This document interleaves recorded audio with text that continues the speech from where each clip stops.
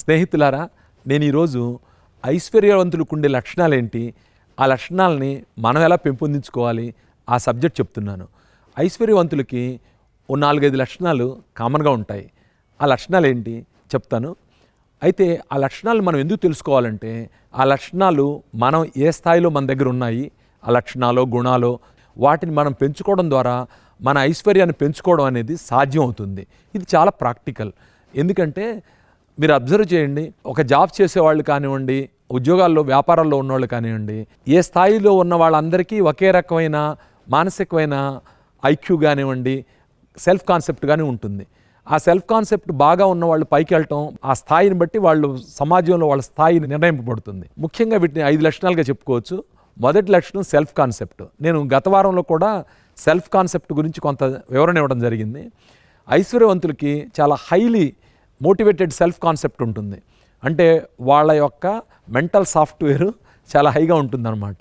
నేను సాఫ్ట్వేర్ ఎందుకు చెప్తున్నానంటే, మన మెదడు హార్డ్వేర్ అనుకుంటే దాన్ని ఆపరేటింగ్ సిస్టమ్ అంటారు కదా కంప్యూటర్లో, అలాంటి ఆపరేటింగ్ సిస్టమ్ లాగా మనకి సెల్ఫ్ కాన్సెప్ట్ పనిచేస్తుంది అనమాట.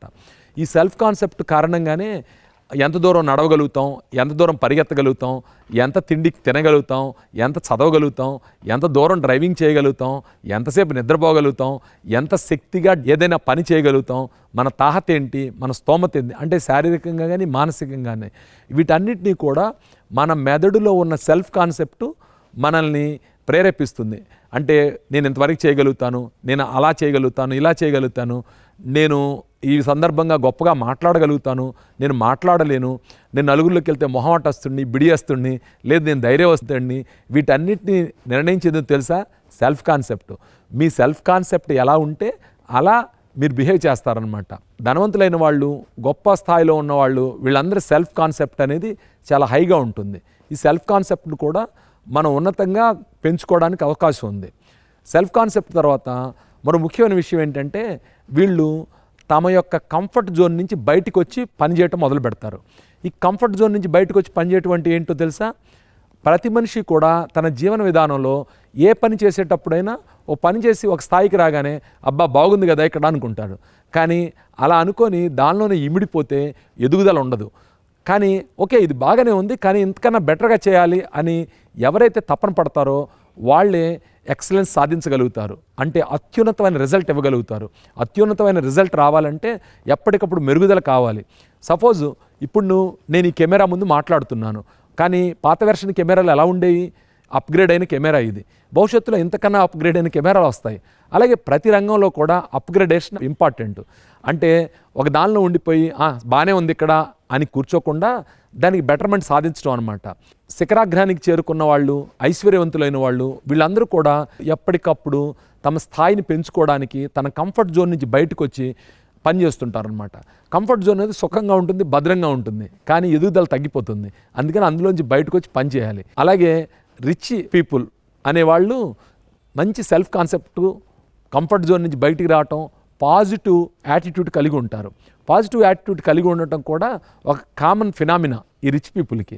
పాజిటివ్ యాటిట్యూడ్ అంటే ఎలాంటి కష్టం వచ్చినా నష్టం వచ్చినా దాన్ని ఆ పాజిటివ్ అనే లెన్స్లో పెట్టుకొని అంతా బాగానే ఉంటుంది, భవిష్యత్తు ఇలా ఉంటుంది, ఇంకా మెరుగ్గా ఉంటుంది, అలాంటి ఆశావాహ దృక్పథంతో వీళ్ళు పనిచేస్తారు. ఇది ఒకళ్ళకని కాదు, ఈ రిచ్ పీపుల్, ఉన్నతమైన పొజిషన్లో ఉన్నవాళ్ళు, వీళ్ళందరికీ ఉండే కామన్ థింగ్లో ఇది ఒకటనమాట. దాంతో వాళ్ళ విజయాలు కూడా అలాగే ఉంటాయి. ఇంకోటి సెల్ఫ్ ఐడియలిజం. ఈ సెల్ఫ్ ఐడియలిజం గురించి చెప్పాలన్నప్పుడు ఏమవుతుందంటే, ఇవన్నీ కూడా సటిల్గా ఇంచుమించుగా సెల్ఫ్ కాన్సెప్ట్కి రిలేటివ్స్ లాగానే ఉంటాయి. అయితే వీటి అన్నిటికీ కూడా కొంచెం కొంచెం భేదభావం ఉంటుంది, దాన్ని గమనించాలి. ఈ సెల్ఫ్ ఐడియలిజం అంటే తమకు తాముగా మార్గదర్శనం చేసుకోవడం, వాళ్ళు చాలా గొప్పగా ఊహించుకోవడం, అంటే భవిష్యత్తులో ఇలా అవుతుంది అలా అవుతుంది, ఆ ప్రతిదానిలో కూడా వీళ్ళకొక్క గైడెన్స్ ఉంటుందన్నమాట. వీళ్ళ గైడెన్స్ ప్రకారం వాళ్ళు భవిష్యత్ దర్శనం చేసుకొని పనిచేస్తారు. వీటన్నింటినీ కలేసుకొని చూస్తే మనకు అర్థమయ్యేది ఏంటంటే, పాజిటివ్నెస్, మంచి సెల్ఫ్ కాన్సెప్టు, కంఫర్ట్ జోన్ నుంచి బయటకు వచ్చి పనిచేయటం. 4 కాన్సెప్ట్లే, కానీ దీన్ని 3 కింద విభజించుకోవచ్చు. పాజిటివ్నెస్, సెల్ఫ్ కాన్సెప్టు, అలాగే కంఫర్ట్ జోన్ నుంచి బయటకు వచ్చి పనిచేయటం. ఇలాంటి వాటిని మనం 1 by 1 అలవర్చుకోవడం ద్వారా మనం ఉన్నతమైన స్థానానికి వెళ్ళవచ్చు, ఫైనాన్షియల్గా రిచ్ అవ్వచ్చు. మీకు ఇవన్నీ కూడా ఉపయోగపడతాయని నేను ఆశిస్తున్నాను.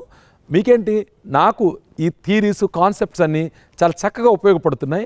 కాబట్టి నేను దీన్ని ఉపయోగించుకుంటూ మీకు కూడా ఈ ఇన్ఫర్మేషన్ షేర్ చేయడం ద్వారా మీరు కూడా ఉపయోగించుకుంటారని ఆశిస్తున్నాను. ఈ వీడియో మీకు నచ్చితే ఫ్రెండ్స్కి షేర్ చేయండి. అలాగే పాత వీడియోలను పదే పదే చూడండి. ఎందుకంటే ఇవి ఫన్ వీడియోలు కాదు, ఇవి మోటివేషన్ వీడియోలు, ఖచ్చితంగా పనిచేస్తాయి. మీరు గుర్తుపెట్టుకోండి, మనం ఇవన్నీ కూడా మెటీరియల్ లాంటిది. ఈ మెటీరియల్తో మనం మేడ కట్టుకోవచ్చు, లేదు అలా వదిలేయచ్చు. కాబట్టి ఈ పాత వీడియోలన్నీ చూడండి. చూసి మీ జీవితంలో మీరు ఈ వీడియోల ద్వారా ఉపయోగపెట్టుకొని నాకు ఆ సమాచారం ఇవ్వండి. నేను చాలా సంతోషిస్తాను. Thank you friends.